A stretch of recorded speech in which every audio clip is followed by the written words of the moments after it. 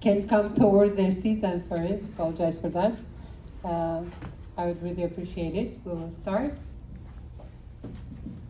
Today is November 8, 2024.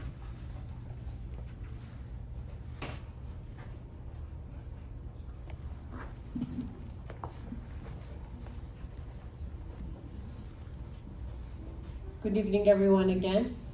I'm very honored to welcome you all on behalf of Pacifica Institute today here to commemorate the memory, the wonderful life of Mr. Fethullah Gulen, our spiritual leader.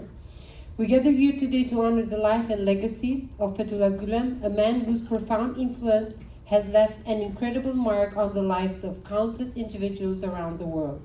Known for his advocacy of education, peace, and intercultural understanding, Gulen dedicated himself to fostering dialogue and mutual respect across boundaries of faith, culture, and nation.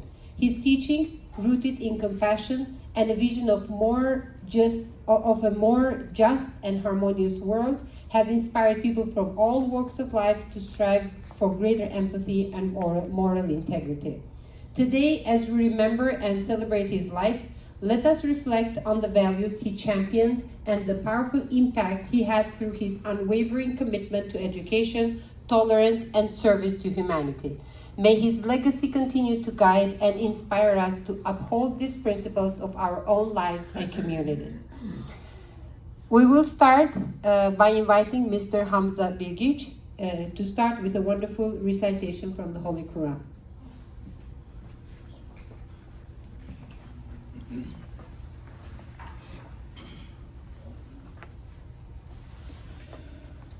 أعوذ بالله من الشيطان الرجيم بسم الله الرحمن الرحيم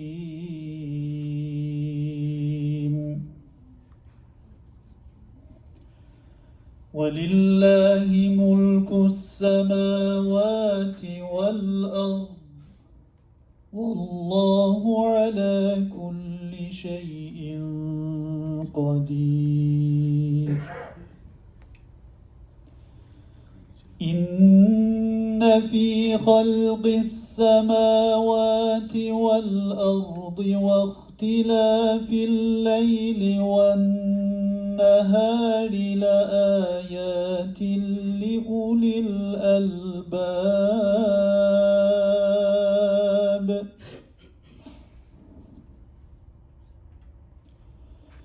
الذين يذكرون الله قياما وقعودا وعلى جنوبهم ويتفكرون في خلق السماوات والأرض ربنا ما خلقت هذا باطلا سبحانك فقنا عذاب النار ربنا إنك من تدخل النار فقد أخزيته وما للظالمين من أنصار ربنا إننا سمعنا مناديا ينادي للإيمان أن آمنوا بربكم فآمنا ربنا فاغفر لنا ذنوبنا وكفر عنا سيئاتنا وتوفنا مع الأبرار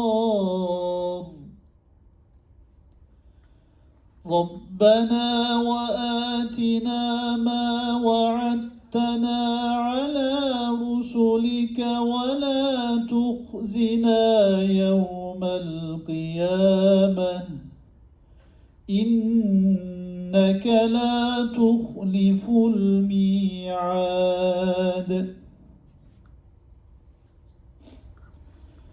فاستجاب لهم ربهم أني لا أضيع عمل عامل منكم من ذكر أو أنثى بعضكم من بعض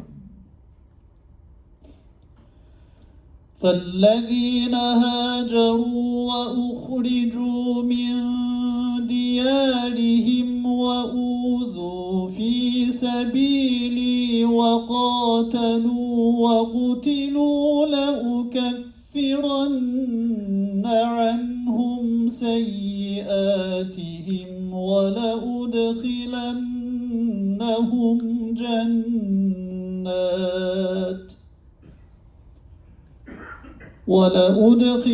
ولأدخلنهم جنات تجري من تحتها الأنهار ثوابا من عند الله والله عنده حسن الثواب لا يغرنك تقلب الذين كفروا في البلاد متاع قليل ثم مأواهم جهنم وبئس المهاد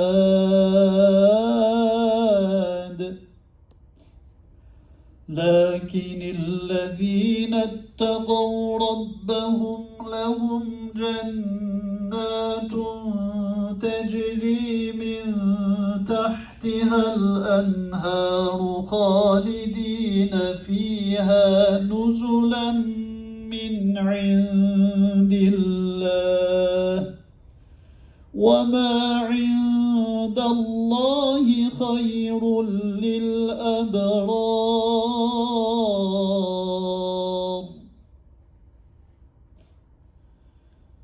وإن من أهل الكتاب لمن يؤمن بالله وما أنزل إليكم وما أنزل إليهم خاشعين لله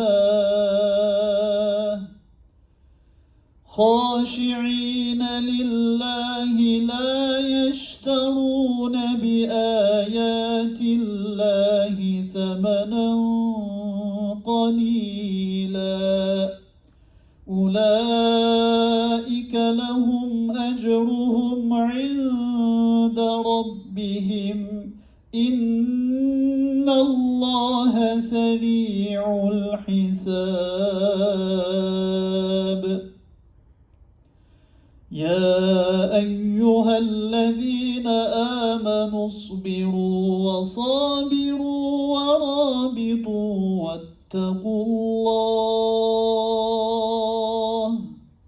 واتقوا الله لعلكم تفلحون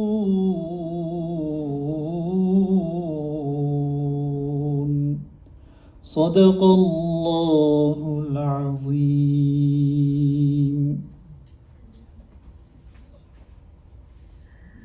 Thank you.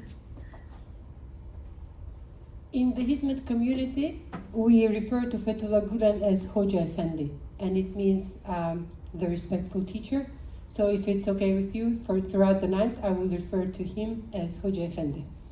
Right now, we're going to watch a video that recaps, partially, I would say, his life.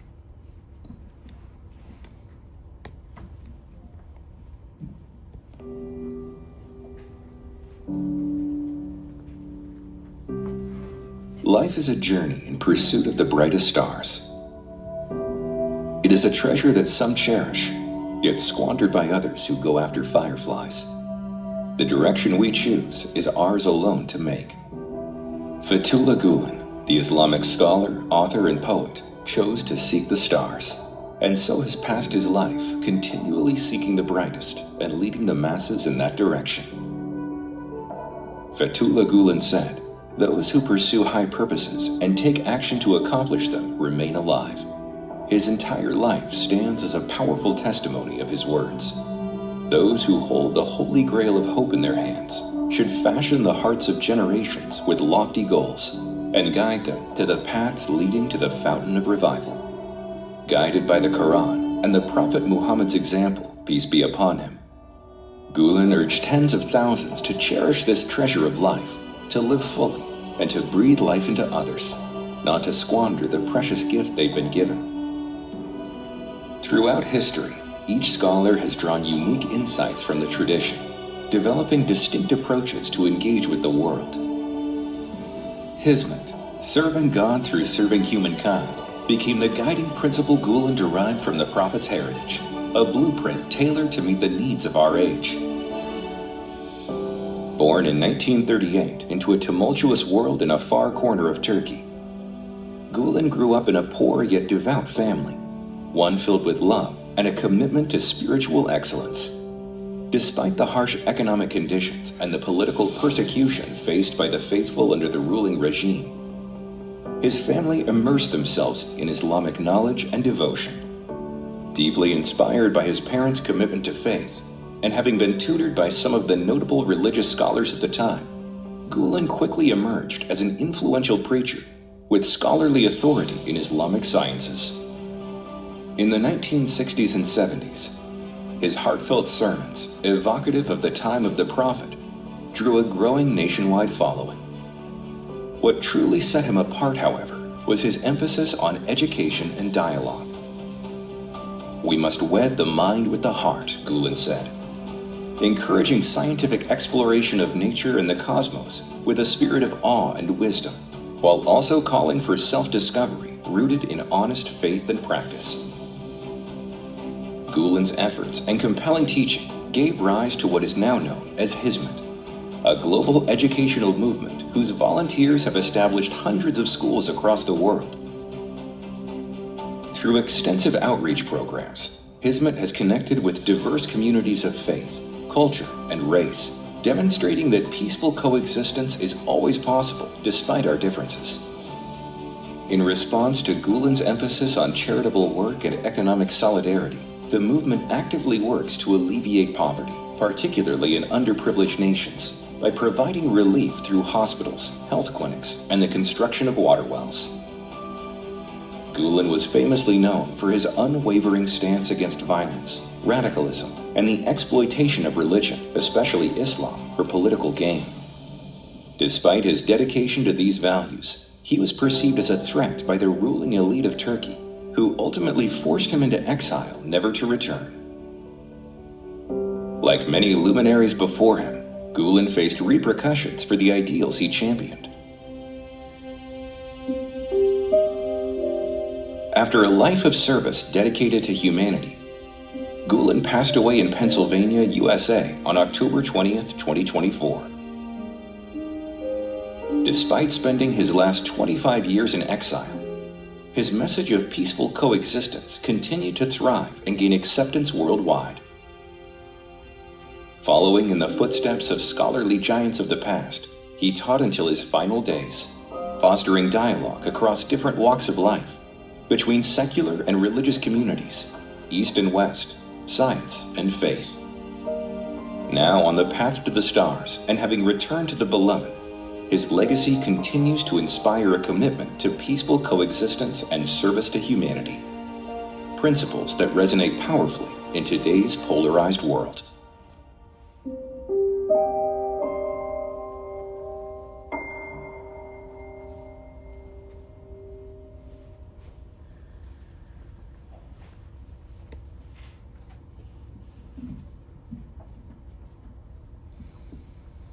Up next, we will hear from Didruba and Togo. They are both very active members in our youth.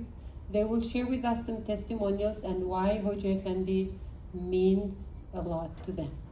So first let's have Dilruba, and then after her, Togo, you can just go right after her.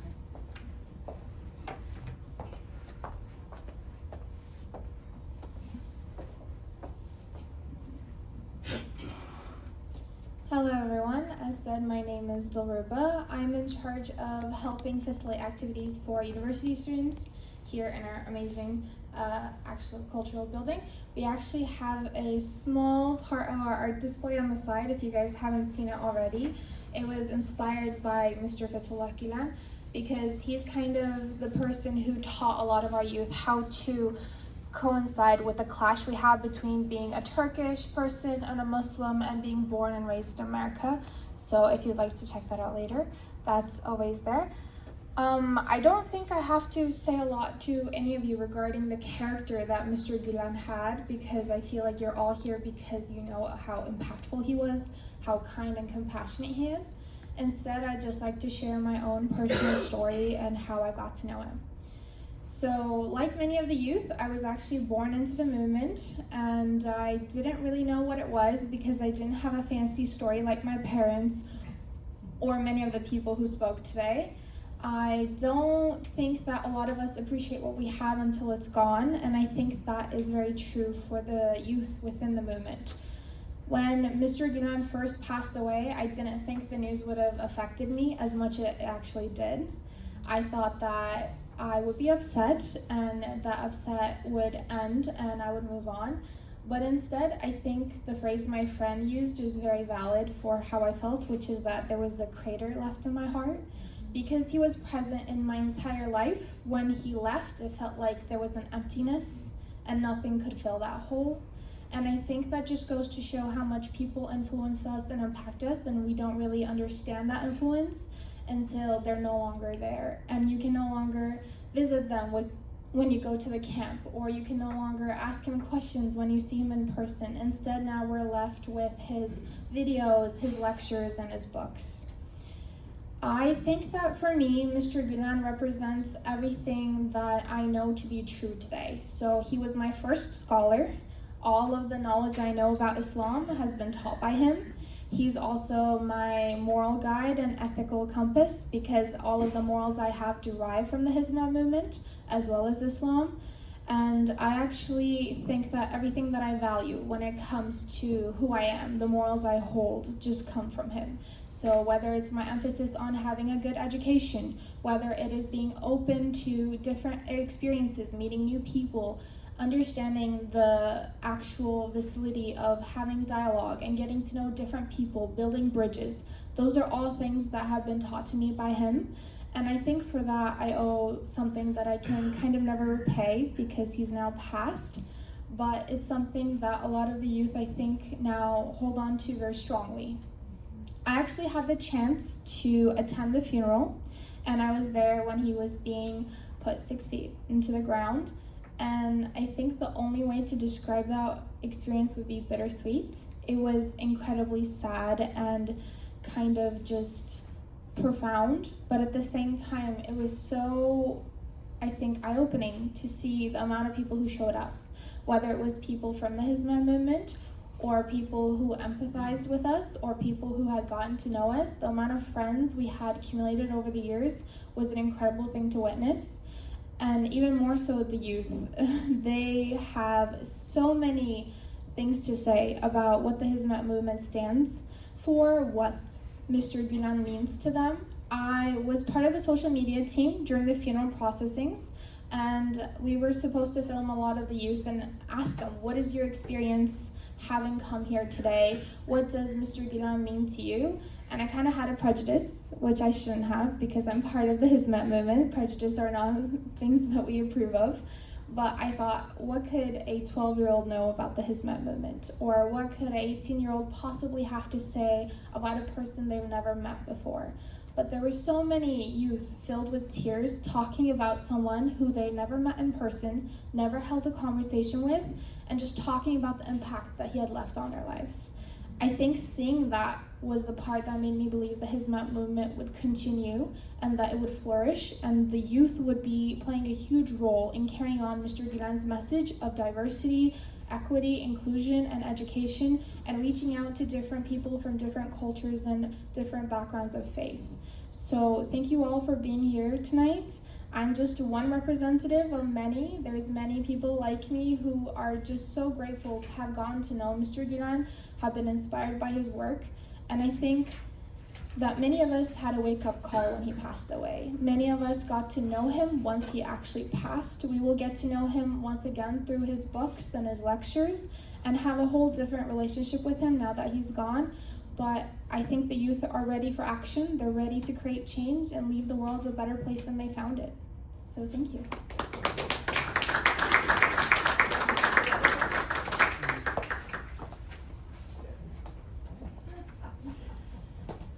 Wow. So my name is Togozani, and I grew up in Malawi, a small country in southern Africa. I was fortunate enough to receive my education at a school that was inspired by Mr. Fethullah Gulen. The Hizmet movement has experienced a loss of a truly significant figure. As often reminded, death is inevitable, and we will all depart from this world in due time. The school that I went to was founded by the principles of peace, love, and unity, values that Mr. Fethullah Gulen embodied. He was a man of great humility and envisioned a world filled with peace and harmony. From his writings, sermons, he emphasized the importance of coexistence, compassion, and the pursuit for a better world for everyone. Now it is our responsibility to uphold the ideals of peace, love, and harmony and share them wildly. Hoja Effendi encouraged the establishment of countless schools in Africa, in Asia, in Europe, and here in America. He has been the greatest role model in my life. He believed that individuals from different religions, backgrounds, and ethnicities could live together peacefully.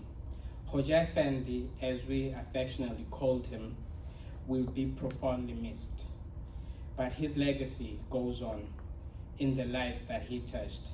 He inspired thousands around the globe, including myself. May he rest in peace, and may we always keep him in our thoughts and our prayers. Thank you very much.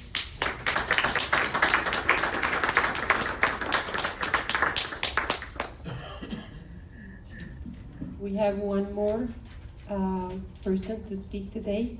Mr. Recep Doğan, is he here? Yes, he is one of Hoca Efendi's students, and he has some words to share with us.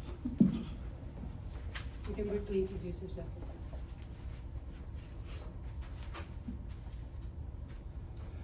Assalamu alaikum. My name is Recep Doğan. I stayed with Hoca Efendi for a few years, studied together, and it was kind of great opportunity to know him in person, to know his days, nights. So it's kind of really difficult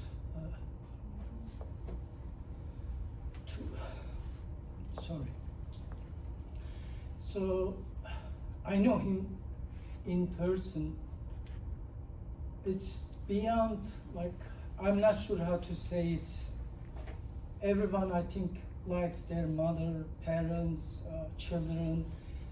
Hoca Efendi was beyond that, because we were very attached, because he really had great impact in our lives. So it's difficult to express my feelings as soon as I heard he passed away. But that's the destiny of every human being. So one day, sooner or later, everyone has to leave.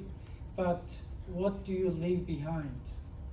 Hoca Efendi, he left great love, mercy, compassion, bridges among different cultures, faith traditions. So let me, I prepared a speech. Let me just read it, and then later maybe I can share a few personal things. So I am among those who had the fortune to be student of Fethullah Gulen Hoca Efendi, staying with him for a few years and observing his profound wisdom, compassion, humility. To be his student was more than learning from a teacher. It was to be guided by a father, comforted by a mother, supported by a friend, and inspired by a spiritual mentor. Hoca Efendi's dedication went beyond intellectual teaching.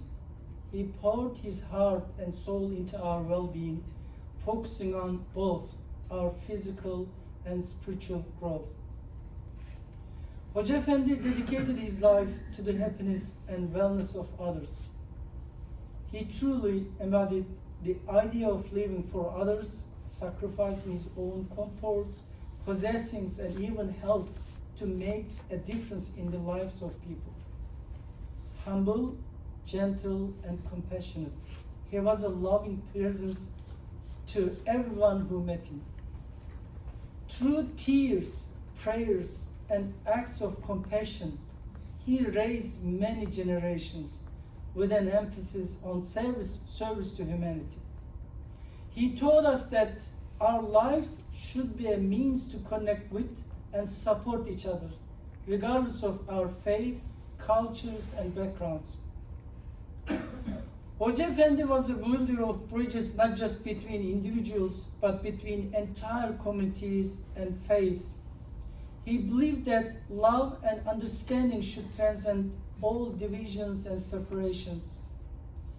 In a deeply symbolic gesture, he traveled to Rome to meet with the Pope, setting an example of unity and mutual respect that challenged misconceptions and opened the doors for interfaith dialogue. Despite criticism, he held firmly to his belief that we are all the creations of Allah, God, as such deserve respect and love. He reminded us that to honor humanity is to honor God. One memory of him this is my personal memory, one night, occasionally he would walk in the camp, we would also walk. But one day he asked, do you know how many trees in the camp? We never counted. I know all, even one of them was, kind of becoming yellow, about to die, withering. So he was so sad. And he said, I'm making dua. I pray for the tree to revive and become good again. And several nights, he made dua, he prayed for the tree, and he said in the morning, I felt very, very close to God tonight. And I thought if I touched the tree would heal and become good again. But it was in the middle of night, so the doors were locked from inside and outside for the security purpose. And when he was about to walk outside, and he found out the doors were locked, and he felt so sad. So you can see his love goes beyond just not human beings, but everything God created. I feel like he represents the physical or tangible form of God's mercy among us. That's how I feel. Among the lessons he left us, Hoca Efendi's commitment to the education and ethical living stands out. He told us that this is very unique. Instead of building a mosque, building a school is much better. So it was he obviously got a lot of criticism when he said such thing, but today we understand how education is important. He emphasized that ignorance is defeated through education, poverty through hard work, and division through unity and dialogue. By strongly condemning terrorism in every occasion, Hoca Efendi encouraged us to pursue peace and interfaith harmony. So we were together when September 11, happened. Hoca Efendi loudly, he's a very unique scholar, he said, a terrorist cannot be a Muslim cannot be a terrorist. Very clear. Terrorism, no way in Islam, through terrorism you can serve your religion. So he strongly condemned and clarified that if you are Muslim, you shouldn't resort to violence and terrorism. His understanding of Islam was one that embraced the world, encouraging engagement in fields like science, technology, and philosophy. To him, Islam was inherently compatible with democracy, and he believed that a just and consultative spirit was at the heart of Islamic values. This is very unique. Again, it got a lot of criticism. Islam and democracy, because a lot of Muslim scholars, they think democracy is kind of evil, so it's not compatible with Islam. Hoca Efendi opposing all those people. One of his most impactful views was his belief in the equality and dignity of every human being. Hoca Efendi taught that humanity is God's brightest mirror, each person deserving of respect as a unique creation. This philosophy led him to challenge any notion of superiority or domination. He believed that equal citizenship and dignity of every individual were foundational values, reminding us that a truly Islamic approach seeks to protect and honor human rights. Hoca Efendi showed us that it's possible to live in harmony with others while staying true to our faith. So you are Muslim, very sincere, practicing, yet there's nothing preventing you to communicate with others, doing favors, being merciful, compassionate. So Islam never ever prohibits you to communicate with others or being good to them. His vision for the world was one where Muslims could engage with the global community through education and ethics, upholding the principles of Islam in a way that fosters unity rather than separation. In conclusion, I want to emphasize how much we, as his students, have gained from his example. Fethullah Gulen, Hoca Efendi's life was a gift to humanity. Yes, his life was a gift to humanity. He showed us a way forward, a path that respects all people, builds bridges across divides, and pursues a world where understanding and peace flourish. May his legacy continue to inspire us all to live with compassion, unity, and love for one another. Thank you.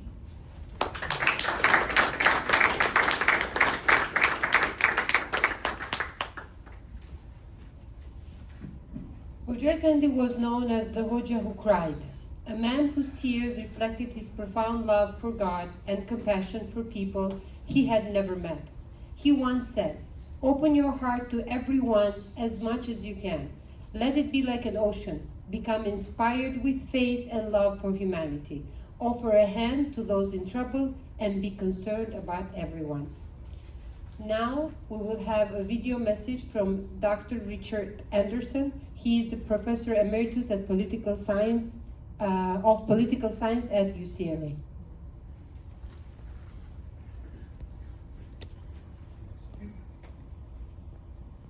Good morning. I'm Richard Anderson, and I am Professor Emeritus of Political Science at UCLA. I come before you this morning to mourn the passing of Fethullah Gulen. It is an occasion to rejoice in the life of service that he led, but it is also a moment for grief at the loss of a champion of our shared values who can no longer stand beside us.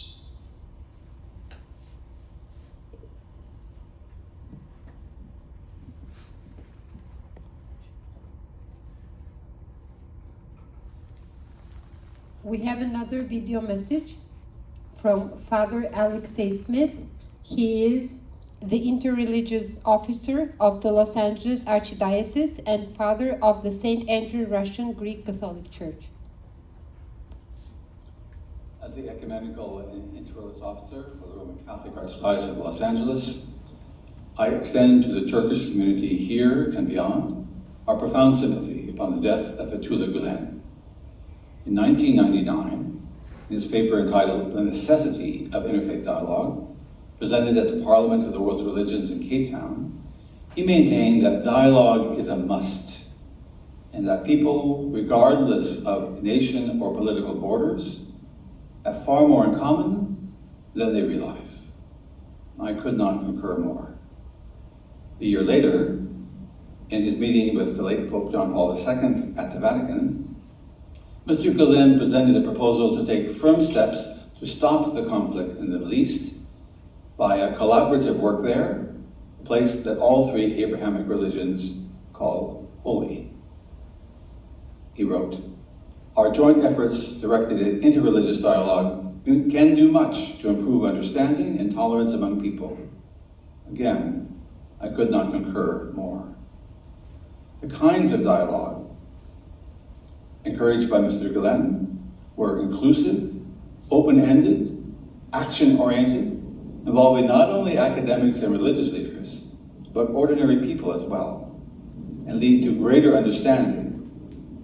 In his book, Toward a Global Civilization of Love and Tolerance, he writes, "Dialogue initiatives should be action-oriented, in the sense of moving beyond mere words and mutual well-wishing to undertakings that bring about real, substantial, meaningful encounters." Again, I could not concur more. While never having the privilege of meeting Mr. Gulen in person, I was afforded the opportunity of corresponding with him, an opportunity I cherish to this day. May God have mercy on this great example of harmony, this great model of high values for all humanity, and grant him a place in paradise.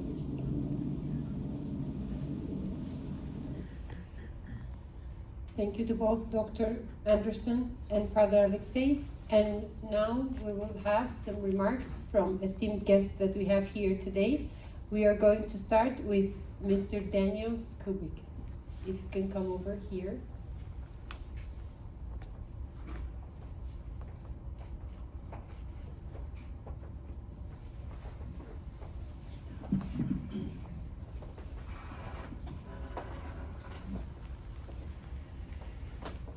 Good evening. Assalamu alaikum.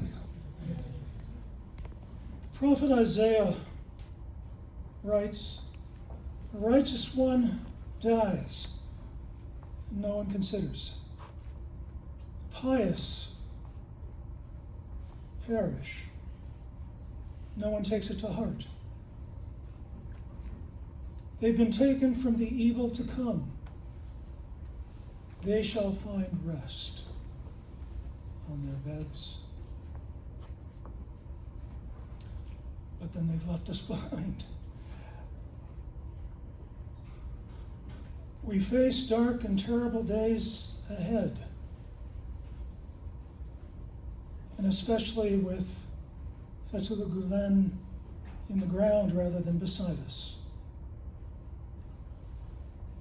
And yet it remains a real privilege for my wife Bernadette and I to be journeying alongside Hizmet, which is Allah's legacy through Gulen. Journeying together. Together, together. As that phrase is often used in the Christian scriptures. Together because we're in the same physical space. Together because we share a heart and mind informed by Allah's Spirit. And so we shall get through these dark and terrible days that are coming, that indeed are upon us. Not a political statement, but a spiritual one. But we shall survive and thrive as we journey together. For the privilege of nearly 17 years now that we've had with Hizmet, traveling around the globe to see the work that has been done, and we rejoice in that. but has already been mentioned tonight several times. I had the privilege of meeting with Gulen a few years ago, and the one thing that most deeply struck me at that time was his tears for those who had fallen away, for those who hadn't been able to remain steadfast because of the persecution of those dark days. And darker ones are coming. So as we can, as did Gulen, by God's grace, let us reach out to those falling away and gather them in again.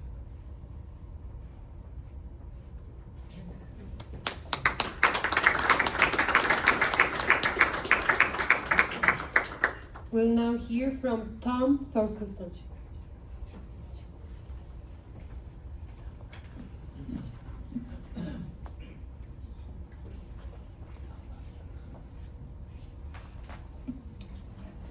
I'll tell you what, I am so grateful for the relationship I have with my friends at Pacifica and with the Islamic community in general. I feel in my heart the importance that we of all faiths can come together to learn to respect each other. We may differ in our theology, but we have to show respect and consideration and love and empathy in all of the dealings I've had in the countries in which I traveled, which have included many Islamic nations. I've always found the warmth, the responsiveness, the kindness, and I see among many of my friends who look upon the people of Islam as being not good because of what they perceive in some of the issues that they face. And I keep telling them, if you know them and get to believe and get to be with them, you're going to love them as I do. I've never had the privilege of having the chance to meet Brother Gulen, but I see his fruits in Pacifica and the people I meet. May he rest in peace. May the efforts that he has put forth to bring this idea of communication between people who might differ in their theological perceptions, but who have the same goals in making the lives of the people who live on this earth richer, fuller, safer, and more fruitful. As is customary in my tradition, I offer this prayer in Jesus' name. Amen.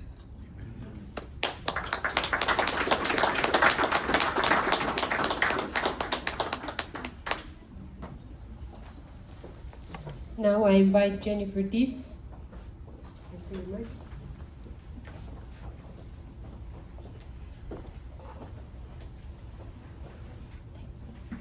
Hello, everybody. My husband John and I extend our deepest sympathies for the passing of Mr. Gulen. I want to say I was given 1 minute notice before this started, so I don't have a written prepared speech. But we started getting involved with Pacifica back in 2016, so 8 years ago. We started attending the panel discussions over by the airport, in that location there.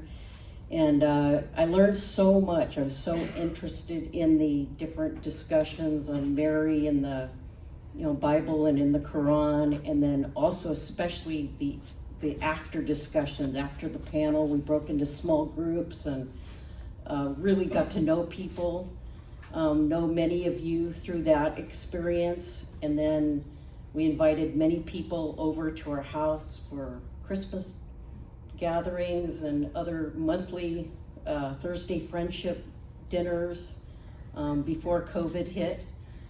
And one other thought on this that I meant to say is I'm an American, but I grew up overseas. My dad's job took us to a different country every 4 years.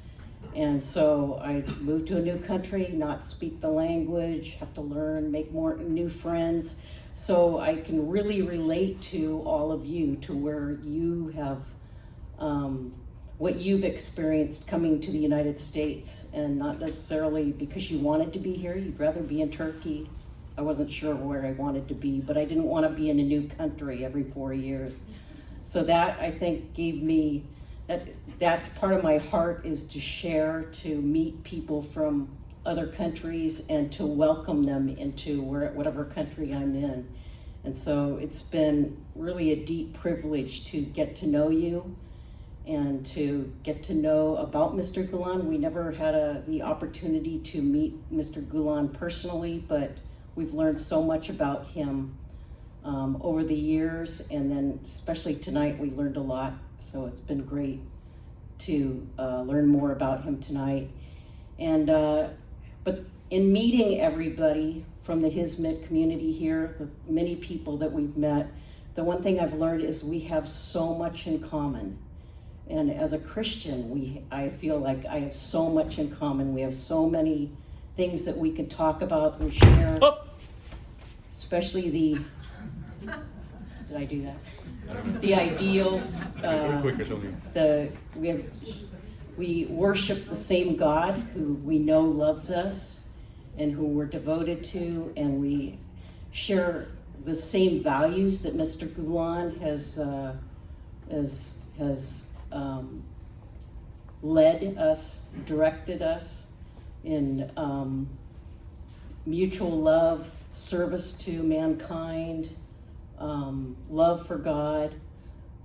So many of the values that have been spoken about tonight, I've been in agreement. John and I have both been nodding in agreement, and I think we have so much. It's sad that Mr. Gulen is gone now, but we have so much that we can do to share and to teach others about how much we have in common. I think we can be a light in the world to spread peace in the world. And America's a great place to do that. So thank you very much.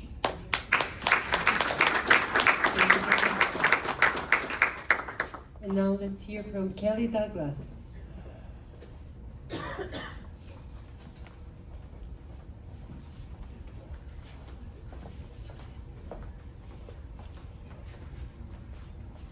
I am so thankful to be here with you in these dark and really precious moments of grieving. My friendship with your community started because I really love God. I want to follow him anywhere, and he led me to build relationships with people in your community. I just see so clearly that he is working in your community. He is working in Hizmet, and he has set you guys apart to bring so much good to the world. And the reason is because your community loves God and wants to follow him.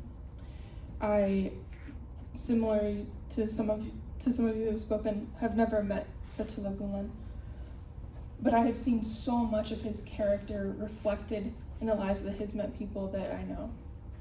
I see a dedication to peace, a desire for a dialogue, a curiosity, a concern about humanity, a desire for justice, and truly seeking after who God is. You guys have a reflective faith where you think seriously about your relationship with God and what that means. It has been one of the sweetest honors of my life to pray with so many of you, to open the scriptures and seek God with you guys. I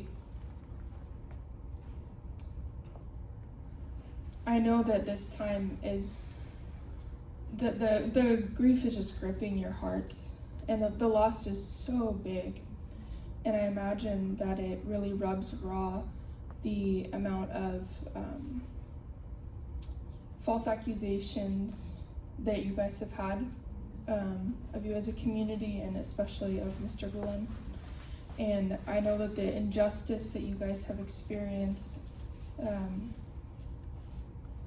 is really unimaginable. I've listened to so many stories, and I just can't imagine living life feeling like, okay, I'm doing something good, learning, seeking to bring good to the world, and in an instant, to be separated from families, to be separated from jobs, businesses, freedom, all of these things. I can't imagine what that's like, but I just want to stand with you today and hope to bring a little bit of healing to those false accusations, that those of us that are here with you, and your community is larger than us, but we know you, we see you, we believe your stories. We believe who you are. We believe that you guys are people that desire peace, that seek after it. You're a community that's humble, that wants to respect humanity and use the gifts, resources you have to bring good to the world. I'm so thankful to know you. I'm so thankful that God loves me so much that He gave me the opportunity to know you. And I look forward to continuing to grow together, to know God for who He is, for Him to reveal His love, His truth, His beauty. And I'm so thankful that I've gotten to see so much of it in you.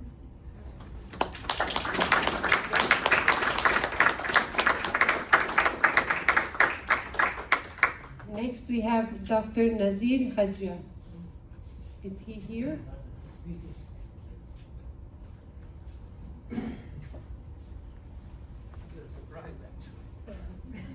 I have the names. So.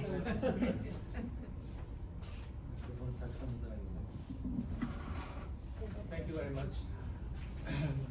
I'm a physician, and I've been involved in Physicians for Human Rights and various other activities, and also I've been on the faculty of medicine at UCLA. And it just so happened that I got involved with the Hizmet movement some few years back, and there was a group that was led to Turkey, where we went to some of the institutions, the universities, and I was so very impressed.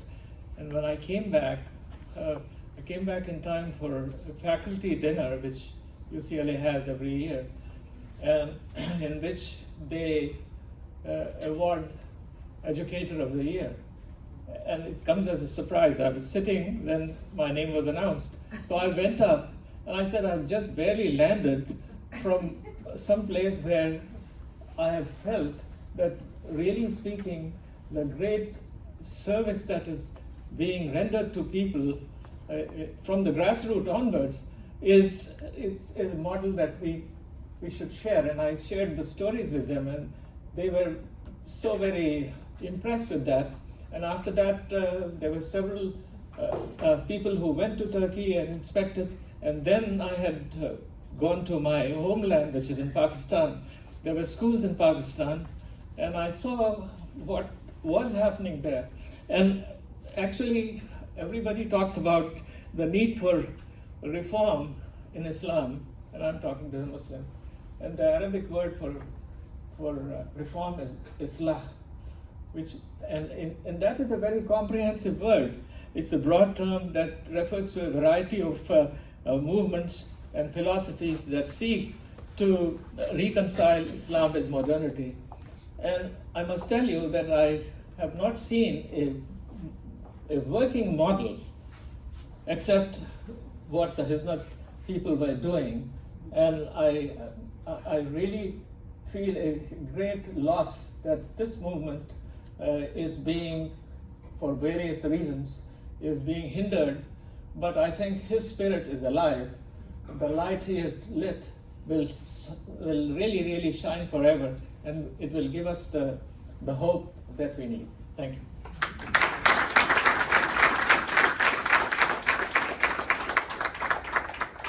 Thank you so much. And next we will have Charlie Niederman.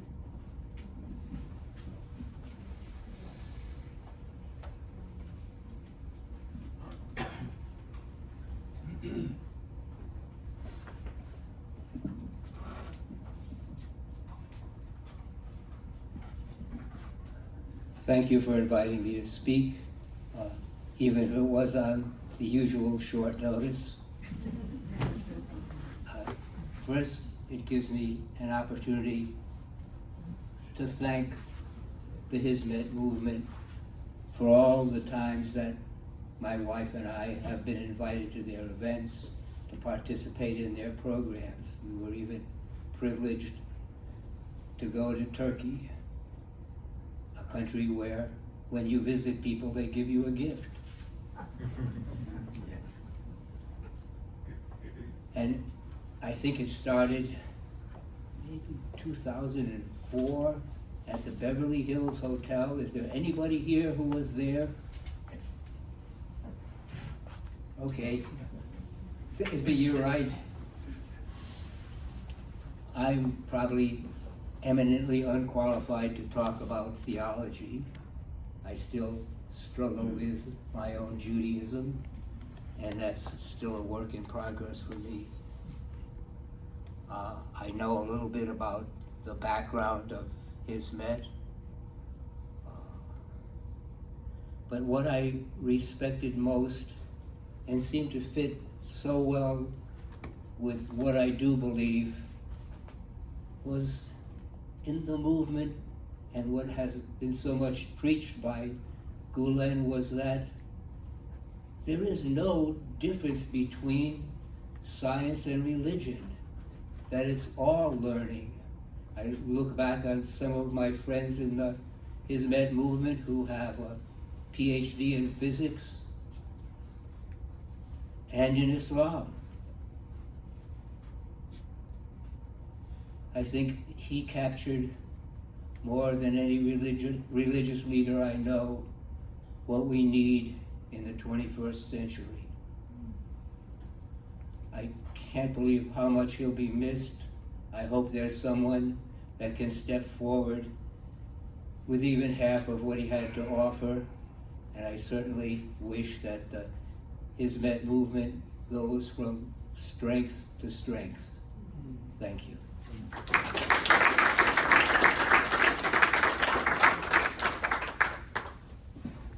And lastly, we have Dr. Gerald Whitehouse for some remarks as well.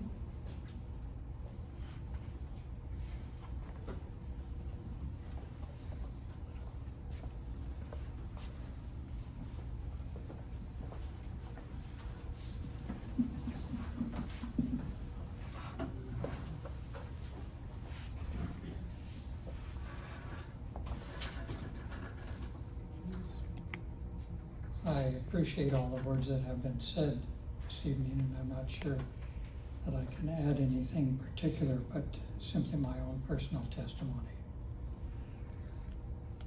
I suppose there's a whole range of feelings amongst this group and among your entire community and others who are your friends about Hoja Fundi's passing. From extreme grief, some of you have shared that this evening, to those who are maybe a little less contact, yes, a grief, but I want to say that regardless of what your deep feelings are, God has not left you, and God is still with you and will be with you. I would like to also say that in looking at Brother Gulen's life, by their fruits you shall know them. And you sitting here who are members of the Hizmet community are his legacy and are a testimony to his life. The faithfulness that you exhibit, the openness to, and the sharing with people of other faith communities, your embracing of those of us who are not members of the community, but are members of the larger community of faith that Mr. Gulen talked about. Your endurance, your faithful and patient endurance under the trials you have experienced for the past few years is a testimony to Mr. Gulen and the legacy that he leaves. Just a couple personal experiences. I think my wife and I, Judy and I, our relationship with you folk is about 20 years now. I have yet to meet one of your group, and maybe there is one or two somewhere, but I have yet to meet one of your group who has disappointed me as far as the faith and the openness to interaction, to learn from each other that you have exhibited, every one of you that I have met. I don't know of any exceptions. From who we've met in the community here in Pacifica, from who we've met in the time we spent in Turkey. One incident I recall,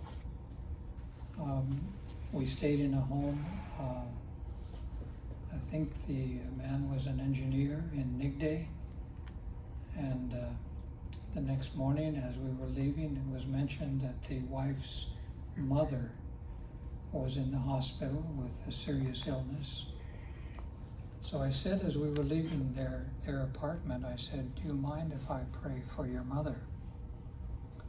I repeated the Fatiha in Arabic and then continued with the prayer for the healing presence of Allah, of God, to be with her mother. When I finished, the wife had tears running down her face. We embraced as a family, Judy and I, and the husband and the wife. Later that morning when we went for breakfast, I was asked to be seated by and I keep forgetting the name of the older gentleman there in Nigde. Some of you know him. And he turned to me and he said, "Would you open our breakfast time by again repeating the Fatiha? Somebody told me you repeated it in their home."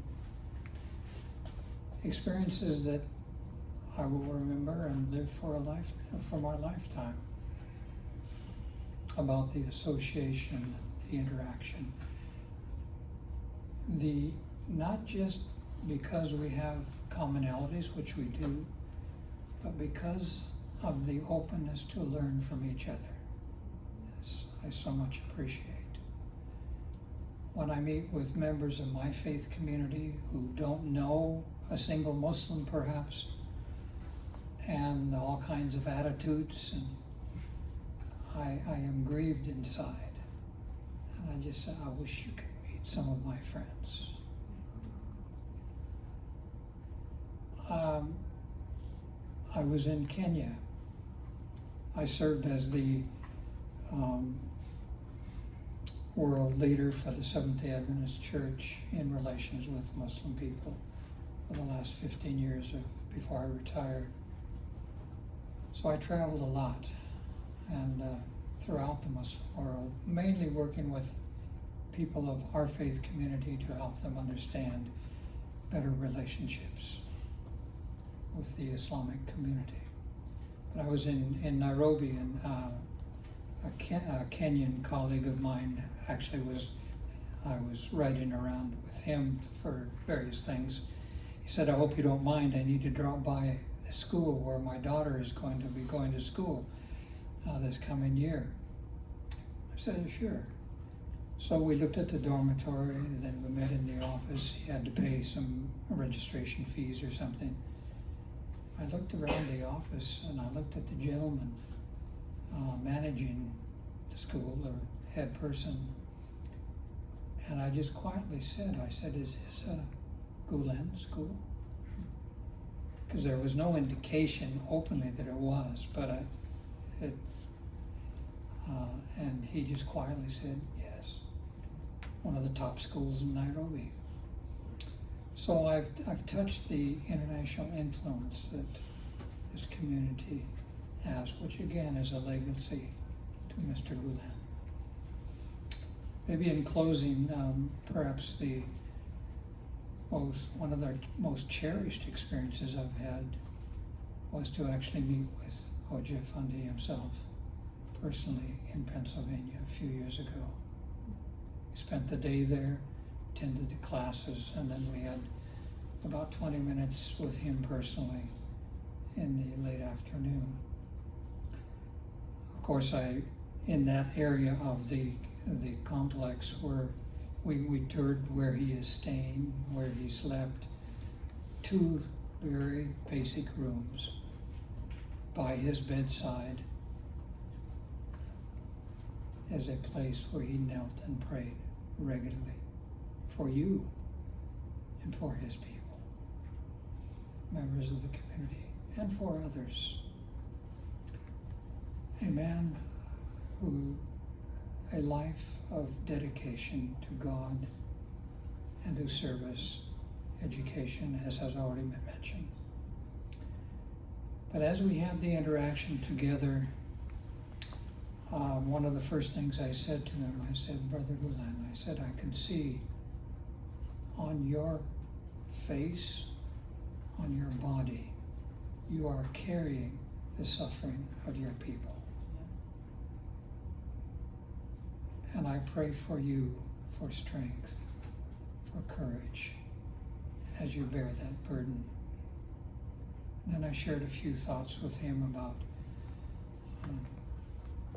how I felt that the suffering that his people, you people, have borne admirably over the last few years with patience. I've not sensed from any of you a spirit of revenge. That's godlike.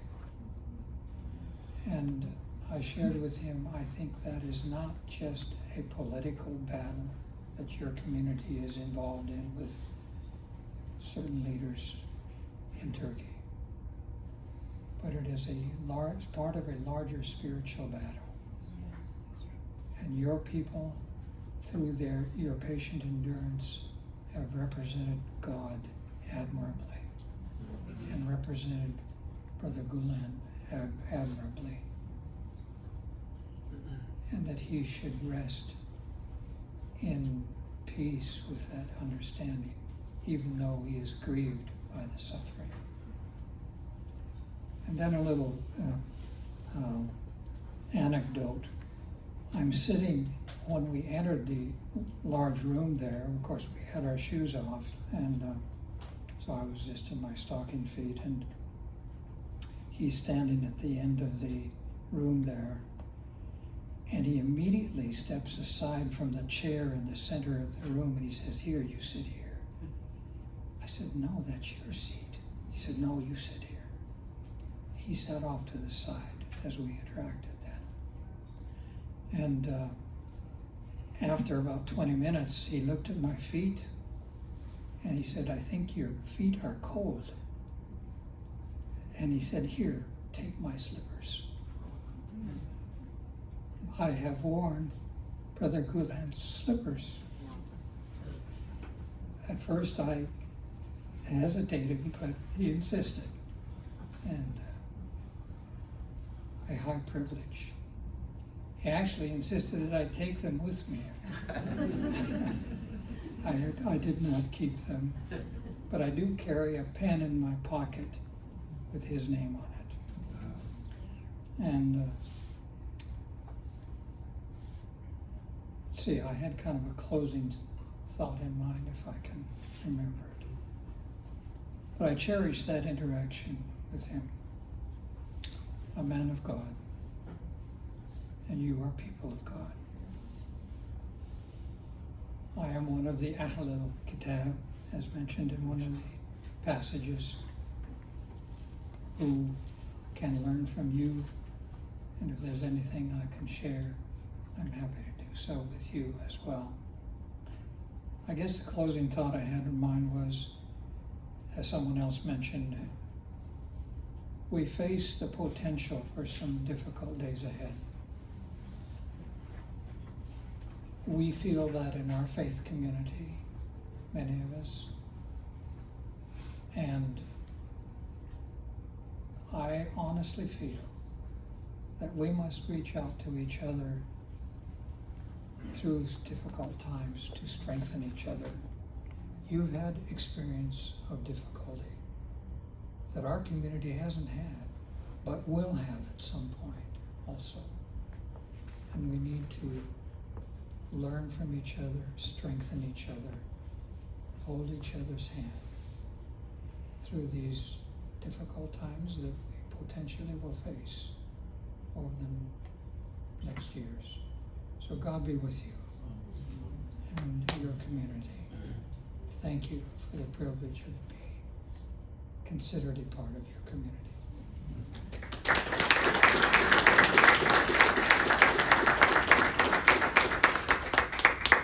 Thank you so much to all of you for showing up here today. When Attila Abi asked me to be the MC today, I didn't say no. And the main reason is because even though I'm not worthy of being the MC of Hoca Efendi's life, I said maybe this is my contribution, small contribution that maybe one day might be my ticket to paradise, you can never know. So I forgot to introduce myself at the beginning. I am a fruit of actually Hoca Efendi's work. As you saw Dilruba and as you saw Togo, I graduated at 97 from the high school in Tirana. I am from Albania. I was the second generation to graduate, so I was like 96 was the first generation, 97 was the second one. And today I have one of my teachers there that he just by chance happened to be here today. And we got to see the example of good people while studying in those schools, and then I ended up going to Turkey for university, and there I met my husband, and then I created a family, and then we came here. So now I have 3 kids that hopefully they will be able to carry the torch, to carry the message of what Hoca Efendi inspired all these wonderful movement to be and to become what it is today. Hopefully we can manage to carry that message ahead. And I know I'm very positive, I'm very optimistic about students like Dilruba and Togo, because they have understood to its core what this message is and how important it is for this message to move forward. Even though Hoca Efendi is not with us today, today we have with us his teachings, we have with us his message.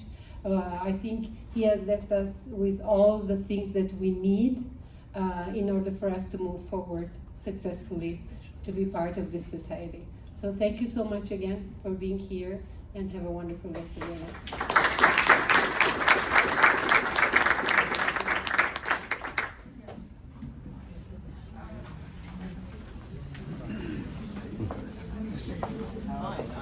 So that concludes the memorial service for Mr. Gulen. May you rest in heaven, and may you destroy all the evil that dwells in Turkey. Thank you. And also around the world too. There's a lot of evil.